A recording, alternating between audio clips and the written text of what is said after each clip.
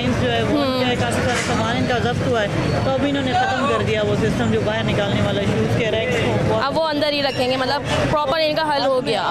सही। अब ये देखिए ना, लोगों का सामान इस तरीके से रखा हुआ है, इससे अंदाज़ा हो रहा है कि ये बाहर था।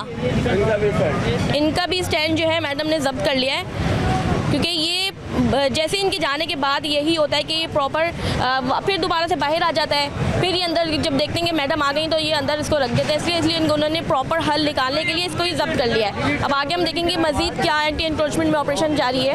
इधर आगे ये स्टैंड इसका निकलवा दे, इधर से लड़का जा रहा है स्टैंड अंदर भगा के ये स्टैंड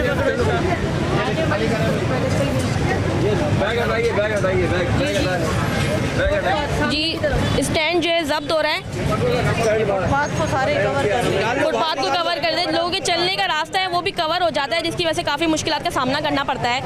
ये स्टैंड जो है प्रॉपर तौर पे हम इन्होंने उठवा लिया और देख सकते हैं कि ये स्टैंड पे से जितनी भी चीज़ें थी वो अब गिराई जा रही हैं और ये स्टैंड जो है इनकी कस्टडी में लिया जा रहा है।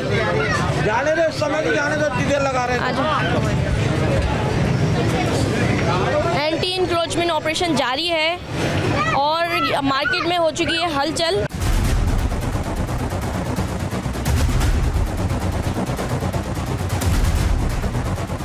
अच्छा, बहुत सी दुकानें बंद भी हो गई हैं देखते ही। दुकान देख रही हैं आप, ये फ़ौरन जैसे हम लोग को देखा है कि ऑपरेशन जारी है, दुकानें भी बंद करना शुरू की। उन्होंने बोला कि यहाँ पे ऐसा ना उनका स्टैंड भी उठा लें।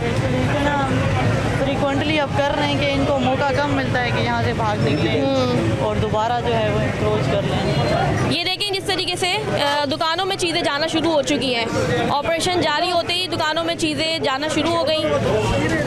रैक जो है इन्होंने जब्त कर लिया, रैक जो है वो जब्त कर रहे हैं, क्योंकि ये दोबारा जाने के बाद बाहर आ जाता है। कितनी मरतबा भी इन्होंने एंटी इंक्रोचमेंट